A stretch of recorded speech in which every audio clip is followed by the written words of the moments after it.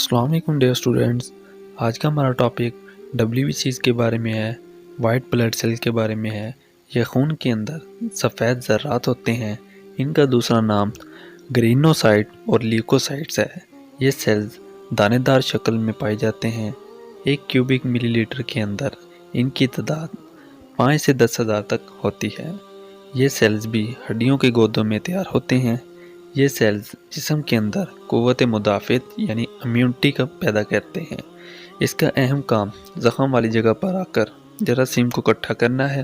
ان کی عمر بھی 120 دن تک ہوتی ہے۔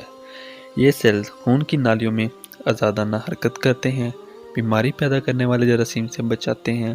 اس کے علاوہ پالتو مادوں کو بھی کھا جاتے ہیں۔ ان ذرات کی اگر گروپ بندی کی جائے تو مندرجہ ذیل ہیں: بیسوفل، ایسوفل، نیوٹروفل۔ زخم کی حالت میں سیلز مر جاتے ہیں اور پھر اسی طرح دوبارہ تیار ہوتے رہتے ہیں۔